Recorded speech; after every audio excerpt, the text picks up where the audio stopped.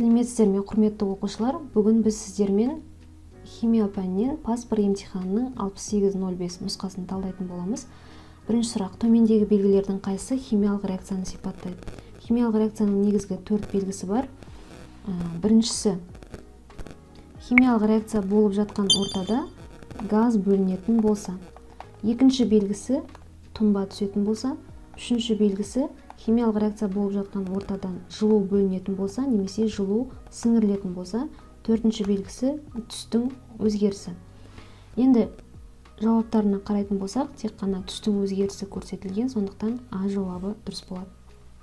Келесі сұрақ: сыртқы энергетикалық деңгейінде 8 электрон болатын ион. Ионның атомнан айырмашылығы: ол өзіне электронды қосып алу мүмкін, немесе электронды беріп жіберу мүмкін. Егер атом өзіне электронды қосып алатын болса, онда минус зарядталған анион түзіледі. Ал егер электронды беріп жіберетін болса, онда плюс зарядталған катион түзіледі. Енді бірінші тұрған катион, фосфор катионына қарайтын болсақ, 3+. Фосфор атомының өзінде 15 электрон бар. Плюс зарядталған, 3+ зарядталған катион түскен кезде ода болады 12 электрон. Үшінші периодта орналасқандықтан 3 энергетикалық қабаты бар. Бірінші қабатында 2 электрон, екінші қабатында 8 электрон, үшінші қабатында 2 электрон. Сыртқы қабатында 2 электрон бар екен. Сондықтан А жауабы болмайды. Енді азот анионын көрейін. Азот 3-. Азот атомының өзінде 7 электрон бар. Ол өзіне 3 электронды қосып алып, минус зарядталған анионға айналған кезде 10 электроны болады.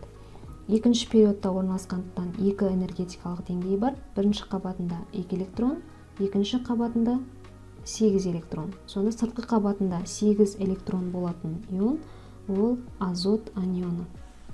Келесі сұрақ: полюсті байланысы бар қосылысты көрсетіңіз. Ковалентті байланыс 2-ге бөлінеді. Ковалентті полюсті және ковалентті полюссіз. Ковалентті полюссіз байланыс дегеніміз ол екі бірдей бейметалл және олардың электр терістілігі бірдей болатын болса. Мысалы, А вариантында көрсетілген азот. Ал ковалентті полюсті байланыс дегеніміз екі бейметалл, бірақ олар бір-бірінен электр терістілігі ажыратылатын болса. Б вариантына қарайтын болсақ, көмір қышқыл газы СО2 молекуласы көрсетілген. Көміртек бейметалл, оттек бейметалл. Оттектің электр терістілігі көміртекке қарағанда жоғарырақ болғандықтан электрон бұлты оттекке қарай біршама ығысады. Сондықтан бағытталған полюсті байланыс пайда болады. Б варианты дұрыс болады сонда. Келесі: берілген заттың салыстырмалы молекулалық массасы мына заттың молекулалық массасына тең болады дейді. Бірінші біз берілген заттың молекулалық массасын есептейік. Молекулалық масса тең болады 2 көміртек бар, 24, 2 оттек 32, 3 сутек қосамыз кальций. Сонда молекулалық массасы болады 158 грамм бөлінген мольға. Енді берілген жауаптарынан молекулалық массасы 158 болатын молекуланы іздесек, ол калий марганец SO4. Молекулалық массасы 158-ге тең. Келесі сұрақ: озон қандай зат? Озонның химиялық таңбасы формуласы O3, 3 оттек атомынан құралған. Бір ғана элементтен тұратындықтан бұл жай зат болады. Келесі сұрақ: бастапқы заттардың құрамы өзгеріп, жаңа заттар түзілетін болса, бұл қандай құбылыс дейді? Біз құбылыстарды 2-ге бөлеміз: физикалық құбылыстар және химиялық құбылыстар деп. Физикалық құбылыс дегеніміз, егер заттардың агрегаттық күйі мен пішіні өзгеретін болса, бұл физикалық құбылыс болады. Ал химиялық құбылыс дегеніміз, ол бастапқы заттың қасиеті, құрамы сақталмай, оған мүлде ұқсамайтын жаңадан бір зат түзілетін болса. Сонда бастапқы заттардың құрамы өзгеріп, жаңа заттар түзілсе, бұл химиялық құбылыс. Б жауабы дұрыс. Келесі есеп: зат мөлшері 1,5 моль болатын калий хлоридінің массасын есептеңіз. Массаның формуласын есімізге түсіретін болсақ, молекулалық массаны, молярлық массаны зат мөлшеріне көбейткенге тең. Бірінші калий хлоридінің молярлық массасын есептейік. Калийдікі 39, хлордікі 35,5. молекулалық массасын зат мөлшеріне көбейтетін болсақ 1,5 мольға. Сонда бізден шығады 111,75 грамм. Си жауабы дұрыс болады.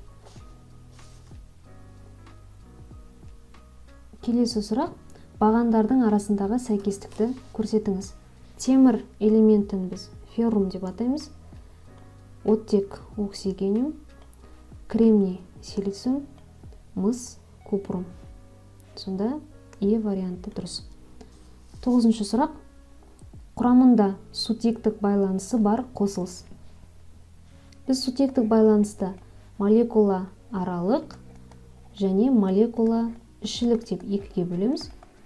Молекула аралық сутектік байланыс ол егер сутек элементімен электр терістілігі жоғары болатын фтор, оттек немесе азот сияқты элементтер байланысатын болса, немесе карбон қышқылдары және спирттер болса, олардың арасында молекула аралық сутектік байланыс болады. Ал молекула ішілік сутектік байланыс ол нәрозда немесе салицил қышқылында болады. Енді көрсетілген варианттарға қарайтын болсақ, бұл жерде H фтор сутек қышқылы көрсетілген, сонда D варианты дұрыс. Келесі сұрақ. А элементінің валенттілігі 2-ге, В элементінің валенттілігі 3-ге тең болса, қосылыстың формуласы қандай болады дейді.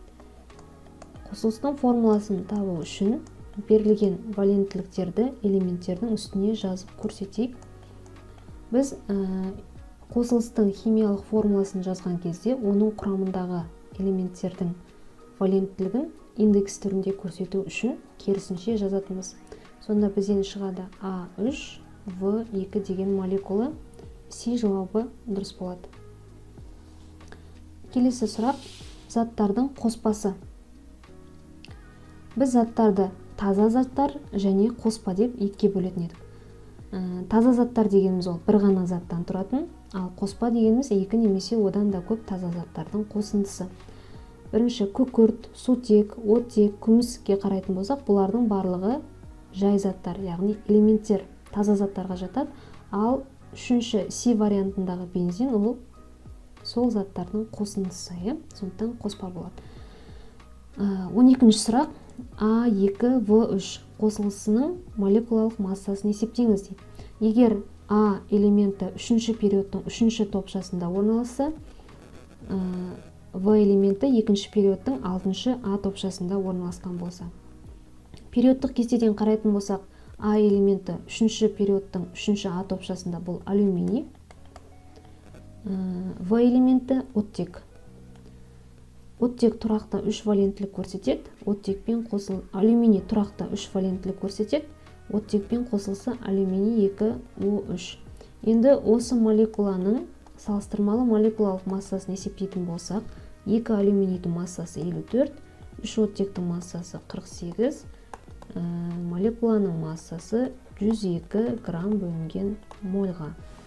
Сонда Е жауабы дұрыс болады. Келесі сұрақ, сәйкестендіріңіз. Берілген қоспаларды тазарту немесе бөлу әдістерімен сәйкестендіруіміз керек. Бірінші қоспа қанттың судағы ерітіндісі, гомогенді қоспа. Бұл қоспаны бөлу үшін біз ерітіндіні қайнатуымыз керек. Ерітінді жоғары градусқа 100 градусқа дейін жетіп қайнаған кезде ерітіндінің құрамындағы су буланып, газға айланып ұшып кетеді. Ал құрамындағы қант ерітінді тұрған ыдыстың түбіне кристалл күйінде қалады. Қант бастапқы кристалл күйінен ерітіндіге айналып, қайнатқаннан кейін қайтадан кристаллға айналады. Сондықтан бұл әдістің аты қайта кристалдану деп аталады. Екінші, ас содасының судағы ерітіндісі. Бұл әдісті бөлуде тура бірінші қанттың судағы ерітіндісі сияқты бөлінеді. Екінші сұрақта да Си вариантына барады. Үшінші, темір ұнтақтары мен құм. Темірдің магниттік қасиеті болғандықтан ол магнитке тартыла алады. Сондықтан темірді құмның арасынан магнит арқылы тартып алуымызға болады. Спирттің судағы ерітіндісі. Бұл да гомогенді қоспа. Спирттің қайнау температурасы шамамен 80 градус, ал судікі 100 градус. Бірінші қайнатқан кезде спирт буға айналып ұшады, екінші 100 градусқа жақындағанда су буға айналады. Біз буға айналған газды қайтадан төмен градус температураға апаратын болсақ, қайтадан сұйыққа айналдырып алуға болады. Сондықтан бұл әдісті біз дистиллеу немесе айдау деп атаймыз. Ол B варианты. Сонда 1 мен 2 С, 3 А, 4 В. Ол E жауабына сәйкес. Келесі сұрақ: күкіртсутектің ауа бойынша салыстырмалы тығыздығы. Салыстырмалы тығыздықтың формуласы тең болады бірінші газдың молекулалық массасына екінші газдың молекулалық массасын бөлгенге. Салыстырмалы тығыздықтың негізгі мәні ол алынып отырған газдың келесі салыстырылатын газдан қанша есе ауыр екенін немесе қанша есе жеңіл екенін білуімізге болады. Біз бірінші күкіртсутектің молекулалық массасын есептеп алайық. H2S 2-ге 32-ні қосатын болсақ, 34 грамм бөлінген мольға тең. Ауаның салыстырмалы массасын білеміз, ол 29-ға тең. Енді 34-ті 29-ға бөлетін болсақ, 1/17 шығады. B варианты. Бұл дегеніміз күкіртсутек газы ауаға қарағанда 1/17 есе ауыр деген сөз. Молекуласы сызықтық болатындай гибридтенген қосылыс. Біз берілген 5 варианттағы молекулалардың гибридтену типін және де кеңістіктегі құрылысын анықтауымыз керек. Енді өзімізге белгілі мына әдіспен көрейік. Әдіс бойынша n тең 2 болғанда гибридтену типі sp-ға тең және байланыс бұрышы 180 градус. n тең 3 болғанда гибридтену типі sp2 байланыс бұрышы 120 градус. n тең 4 болғанда бізде 3 түрлі комбинация бар. Олардың барлығының гибридтену типі sp3, 4 қосылған 0, немесе 3 қосылған 1, немесе 2 қосылған 2. 4 қосылған 0 болғанда байланыс бұрышы 109 градусқа тең, 3 қосылған 1 болғанда 107 градус, 2 қосылған 2 болғанда 105 градус. Енді берілген бірінші молекуланы көрейік. Бор фтор 3. Бор фтор 3 молекуласында бордың валенттілігі тұрақты 3-ге тең. Енді біз n мәнін есептейік. Бұл жерде n тең болады сигма байланыстардың қосындысына. Сигма байланыс бұл жерде 3 қосамыз бөлінбеген электрон жұптарын. Ол үшін орталық атом, яғни бұл жерде бор, бордың сыртқы қабатындағы электрон санынан, бор 3-ші топта орналасқандықтан сыртқы қабатындағы электрон саны 3-ке тең, алып тастаймыз байланыс санын. Байланыс саны 3-ке тең, сонда 0. 3-ке 0-ді қосатын болсақ, бізде 3 шығады. n-нің мәні 3-ке тең болғанда гибридтену типі sp2 және байланыс бұрышы 120 градус. Сондықтан бірінші вариант болмайды. Енді екінші метан газын қарайық. CH4 молекуласында. Бұл жерде көміртектің валенттілігі тұрақты 4-ке тең. Сутек 1. Сигма байланыстардың саны 4-ке тең. Қосамыз сыртқы қабатындағы бөлінбеген электрон жұптарынан. Көміртектің сырт қабатында 4 электрон бар, байланыс саны 4. Алып тастасақ 0-ге тең. 4 қосылған 0 тең болады 4-ке. Гибридтену типі sp3, байланыс бұрышы 109 градус. Бұл да дұрыс жауап болмайды. Келесі С вариантына қарайық. Бериллий хлориді. Бұл жерде бериллийдің валенттілігі 2-ге тең. N-ді есептейтін болсақ, сигма байланыстардың саны 2, бериллийдің сырт қабатындағы электрон саны 2, одан байланыс санын алып тастайтын болсақ 0, 2-ге 0-ді қоссам 2, n-нің мәні 2-ге тең болған кезде гибридтену типі sp және байланыс бұрышы 180 градус.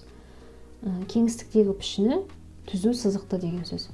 Сонда ол С варианты бериллий хлориді болады екен. Келесі сұрақ: алмаз, графит, бор, силициум, арсеникум және кремний оксиді. Кремний оксид дегеніміз құм.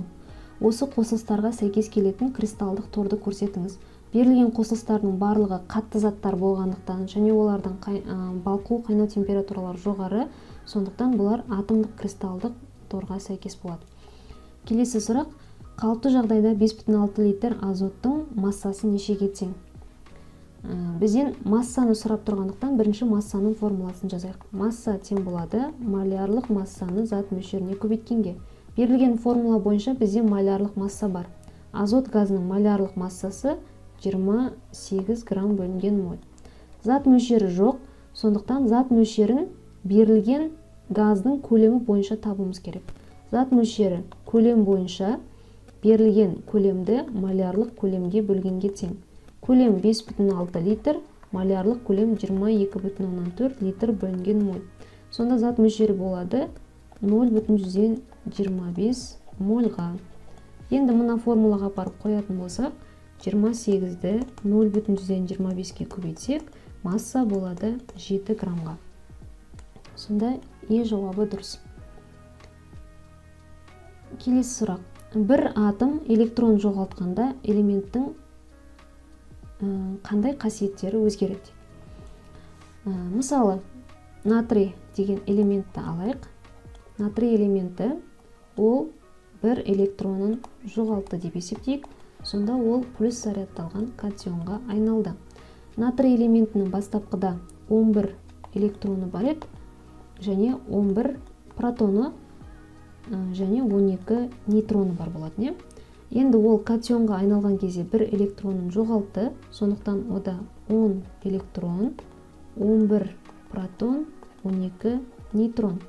Бұл жерде протон мен нейтронның сандары өзгермейді, себебі протон мен нейтрон атомның тура центрінде, ядросында шоғырланған, яғни кез келген элементтің атомдық массасы тура сол центрінде шоғырланған. Ол плюс зарядталған протон мен заряды жоқ нейтронның қосындысына тең. Сондықтан атом электронын жоғалтқан кезде немесе қосып алған кезде, яғни ион түзілген кезде протон мен нейтронның саны өзгермейді, тек қана электрон саны өзгереді. Сонымен қатар атом мен ионның химиялық қасиеті, активтілігі әр түрлі бір-біріне ұқсамайтын болғандықтан химиялық қасиеті өзгереді деп те айта аламыз. Енді дұрыс жауаптарына қарайық. Бірінші, протон саны өзгереді дейді. Бұл бола алмайды, себебі протон саны өзгермейді. Екінші, атомдық массасы да өзгермейді. Үшінші, химиялық қасиеті өзгереді. Бұл дұрыс жауап. Химиялық қасиеті өзгереді. Төртінші, ядро заряды өзгереді. Ядро заряды өзгермейді, себебі бізде ядро зарядын береді плюс зарядталған протон.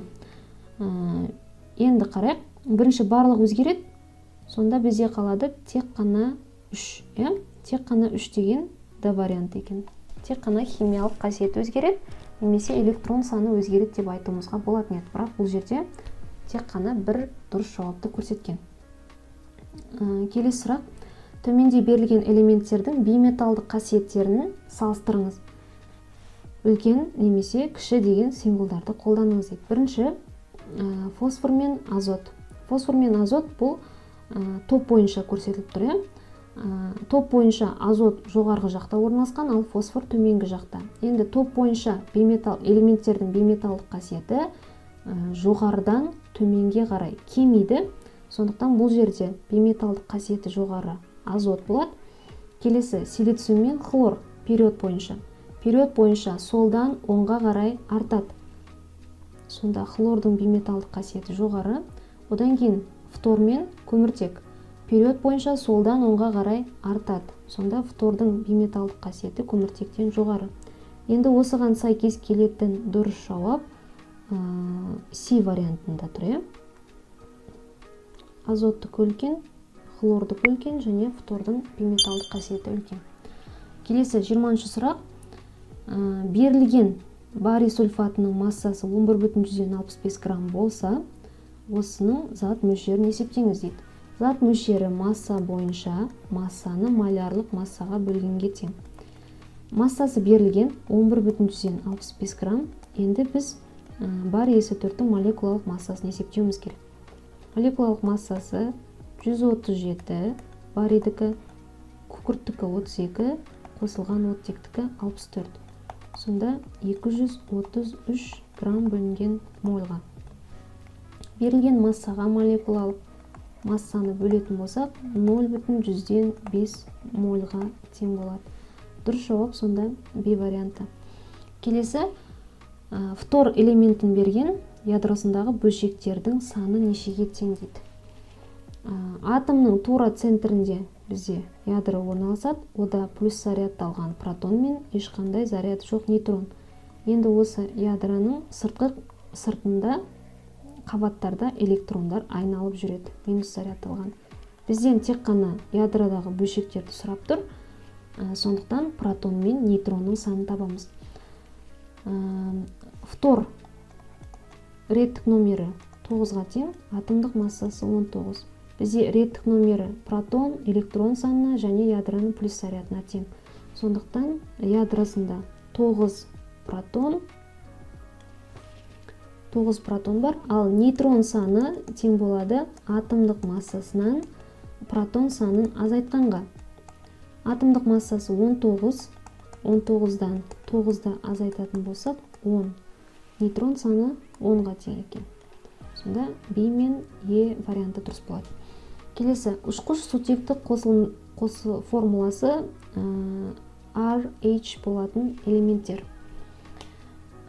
Бұл жерде Менделеев кестесіне қарайтын болсаңыздар, әр топтың астыңғы жағында сол топқа сәйкес келетін жоғарғы оксидтерінің формуласы және де ұшқыш сутекті қосылыстарының формуласы көрсетілген. Кейбір Менделеев кестесінде 7-ші топтың А топшасына сәйкес келетін элементтерде RH деп тұрады, кейбіреулерінде HR деп тұрады. Бұл жерде RH, HR дегенде бізде мынандай түсініспеушіліктер болуы мүмкін. Мысалы, бірінші топтың А топшасының элементтері натрий H, немесе калий H деген сияқты гидриттер түзеді. Бірақ бұл берілген гидриттер ұшқыш емес, бұлар кәдімгі қалыпты жағдайда қатты заттар, кристалл заттар немесе ерітінді күйінде кездеседі. Сондықтан ұшқыш сутектік қосылысы деп тұрғандықтан біз 7-ші топтың А топшасында орналасқан элементтерді, яғни галогендерді қарауымыз керек. HR болатын, негізгі формуласы. Сонда бұл жерде D варианты дұрыс. Хлор, галогендерден тек қана хлор ғана көрсетілген, сондықтан бір ғана жауап болады. 23-ші сұрақ. Әрі ковалентті, әрі иондық байланыс кездесетін қосылысты көрсетіңіз дейді. Ковалентті байланыс тек қана бейметалдардың арасында болады, ал иондық байланыс металл мен бейметалдың арасында болады. Сондықтан біз көрсетілген варианттардың ішінен құрамында металл және бейметалл болатын қосылысты қарауымыз керек. Бірінші А вариантында көмірқышқыл газы, көміртек пен оттек екеуі де бейметалл, ковалентті байланыс бар, бірақ иондық байланыс жоқ. Сондықтан болмайды. Келесі натрий карбонаты, натрий металл, көміртек бейметалл, оттек бейметалл. Бұл жерде ковалентті байланыс та бар, иондық байланыс та бар. Сондықтан бұл жауап дұрыс. Келесі мырыш оксиді, мырыш металл, оттек бейметалл. Бұл жерде иондық байланыс бар, бірақ ковалентті байланыс жоқ. Фтор газы, электр терістілігі бірдей екі элементтен құралған. Сондықтан бұл жерде ковалентті полюссіз байланыс бар, бірақ иондық байланыс жоқ. Су молекуласының ішінде ковалентті полюсті байланыс бар, молекулалардың арасында сутектік байланыс бар, бірақ иондық байланыс жоқ. Аммиакта тура солай. Натрий бұл жерде жалғыз металл, сондықтан металлдық байланыс. Метан, көміртек пен сутек екеуі де бейметалл. Бұлардың арасында ковалентті полюсті байланыс. Сонда барлығы келмейді. Бізде тек қана бір дұрыс жауап B варианты болады. Келесі сұрақ. Салыстырмалы молекулалық немесе атомдық массасы ауаның молекулалық массасынан көп болатын заттар. Көп болатын. Ауаның молекулалық массасы 29 грамм бөлінген моль. Енді бізге осы 29 грамм бөлінген мольдан жоғары болатын зат керек. Аммиак. Молекулалық массасы 14-ке 3-ті қосатын болсақ 17, көмірқышқыл газы 32-ге 12-ні қоссақ 44, сонда дұрыс жауап B варианты. Келесі көміртек монооксиді 12-ге 16-ны қоссам 28, бұл болмайды. Азот 14-ге 2-ні көбейтсек 28, бұл да болмайды. Фтор газы 19-ға 2-ні көбейтетін болсақ 38 грамм бөлінген моль. Сонда дұрыс жауабы E болады. Одан кейін фосфор.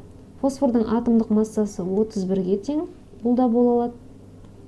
Натрийдің атомдық массасы 23, көміртектікі 12. Дұрыс жауаптары сонда 24-те B, E және F. 25-ші сұрақ. Металдарды көрсетіңіз. Менделеев кестесі бойынша біз металдар мен бейметалдарды ажырату үшін бор элементінен астатқа дейін түзу сызық жүргізетін едік. Сол кезде сол жақтағы қалғандарының көбісі металдар, оң жақтағылардың көбісі бейметалдар болатын еді. Енді қарайтын болсақ, силициум бейметал болмайды, гелий асыл газдар бейметал, алюминий металл, бром бейметал, фосфор бейметал, кальций металл, аргон бейметал, магний металл. Сонда дұрыс жауап C, F және H болады. 26. Сыртқы энергетикалық деңгейінде NS2, NP3 болатын элементті көрсетіңіз. NS2, NP3, S деңгейшесінде 2 электрон, P деңгейшесінде 3 электрон. Сонда сыртқы қабатында 5 электрон бар. Сыртқы қабатында 5 электрон болады. Менделеев кестесіндегі 5-ші топта орналасқан элементтер. Енді кестеден 5-ші топта орналасқан элементтерді іздейтін болсақ, ол азот және арсеникум.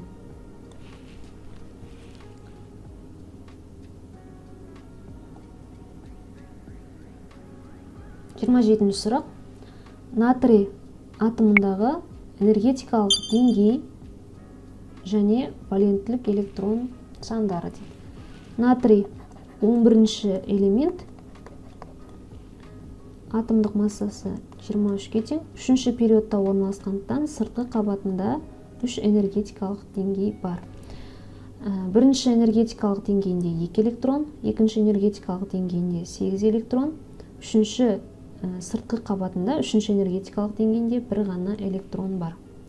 Сонда энергетикалық деңгейлерінің саны 3-ке тең. Сыртқы қабатындағы электрон санын біз валенттік электрондар деп атаймыз. Сонда валенттік электрондарының саны 1-ге тең екен. 28-ші сұрақ. Кристалдық тор түрі молекулалық болатын заттар. Молекулалық кристалдық торлы заттардың физикалық қасиеті, олар қалыпты жағдайда газ немесе сұйық заттар. Енді газ немесе сұйық заттарды іздейтін болса, ол көмірқышқыл газы және де фосфор молекуласы. 29-ші сұрақ. X атомы 3-ші периодта 5-ші топтың А топшасында орналасқан. Енді X3+ деген катион түзген кезде осы катионның электрондары қабаттарда қалай орналасады дейді. 3-ші периодтың 5-ші А топшасында орналасқан элемент ол азот. Азот атомын сызатын болсақ, азоттың, кешіріңіздер, азот емес, 3-ші периодтың 5-ші А топшасы ол фосфор. Фосфор атомының электрон саны 15-ке тең, 15 электрон.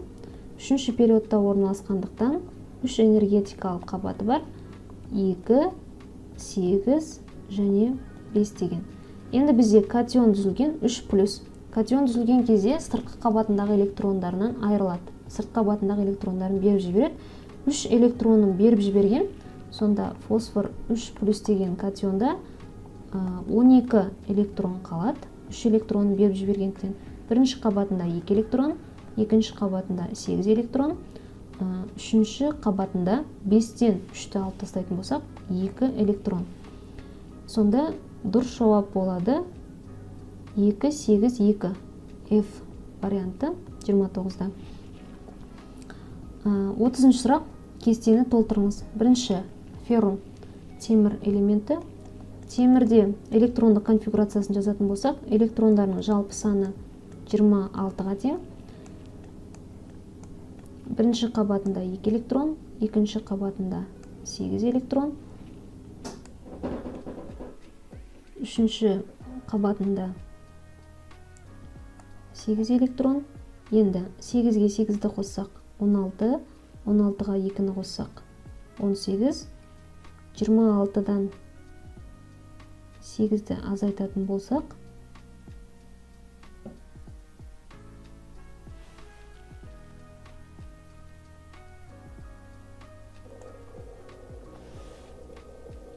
жиырма тоғызыншы сұрақ. X атомы 3-ші периодта 5-ші А тобында орналасқан болса, X3+ ионы түзілген кезде электрондардың қабаттарда дұрыс орналасуын көрсетіңіз. 3-ші периодтың 5-ші А топшасында орналасқан элемент фосфор. Фосфор атомының электрон саны 15. 3-ші периодта орналасқандықтан 3 энергетикалық деңгей бар. 2, 8, 5. Енді катион түзілген кезде сыртқы қабатындағы электрондарын беріп жібереді. Бұл жағдайда 3 электронын беріп жіберген. Енді фосфор 3+ деген катионның электрондарын орналастыратын болсақ, 15-тен 3-ті азайтамыз, 12 электрон. 3-ші период 2, 8, сыртқы қабатындағы 5 электроннан 3-ті азайтатын болсақ, 2. Сонда электрондары 2, 8, 2 түрінде орналасады екен. Бұл F жауабына сәйкес келеді. 30-ші сұрақ. Кестені толтырыңыз. Берілген элементтердің электрондық конфигурациясын жазуымыз керек.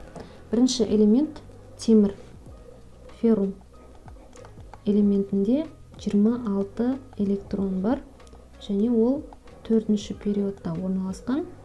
Бірінші қабатында 2 электрон, екінші қабатында 8 электрон. Енді біз электрондарды орналастырып көрейік. Бірінші период 1s деңгейшесінде 2 электрон, бірінші периодты жаптық. Екінші период 2s-ті 2 электрон, 2p-ді 6 электрон. 2-ге 6-ны қостық 8, екінші период жабылды. Енді үшінші периодты ашамыз. 3s2. Үшінші периодта бізде s деңгейшесі бар, p деңгейшесі бар, және де d деңгейшесі бар. Сонымен үшінші деңгей жабылады. Енді төртінші деңгейді ашамыз. Үшінші деңгейде s деңгейшесінде 2 электрон, p деңгейшесінде максимум 6 электрон. Енді 3d мен 4s қайсысы бірінші толады? Қайсына энергия аз кетеді, сол бірінші толу керек. Мысалы, Кричковский ережесі бойынша S 0-ге тең, P 1-ге тең, D 2-ге, F 3-ге тең дейді. Берілген мәндерді біз алдындағы деңгейдің номеріне қосатын болсақ, қайсының энергиясының аз екенін таба аламыз. Мысалы, 3-ге D-ні қоссақ, яғни 3-ге 2-ні қоссақ 5, 4-ге 0-ді қосатын болсақ 4 шығады. Сонда 3D-ның 3D деңгейшесінің энергиясы 4s-ге қарағанда үлкен. Сондықтан бірінші 4s толады. S деңгейшесінде максимум 2 электрон. Енді барлық электрондарды санаймыз. 4, 4-ге 6-ны қоссақ 10, 10-ға 2-ні қоссақ 12, 12-ге 6-ны қоссақ 18, 18-ге 2-ні қоссақ 20. 26-дан 20-ны азайтатын болсақ 6 электрон. Сонда D деңгейшесінде 6 электрон қалды. Біз соңынан D деңгейшесін толтырғандықтан темір бізде D элемент болып саналады. Енді қарайтын болсақ, сыртқы қабатында 3D6, 4s2 болады, ол E варианты. Келесі 1s2, 2s2, 2p6. Бұл қандай элемент дейді? Біз электрондарының санын қосу арқылы реттік номерін таба аламыз. 4, 4-ге 6-ны қоссақ 10.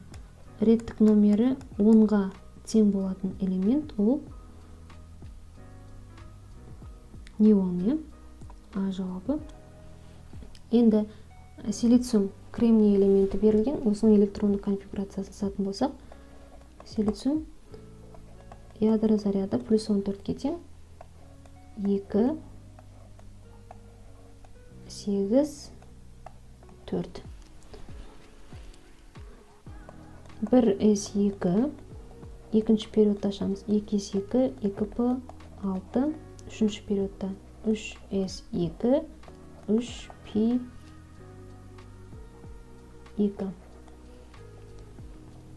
Сыртқы қабаты 3s2, 3p2 мен аяқталып тұр.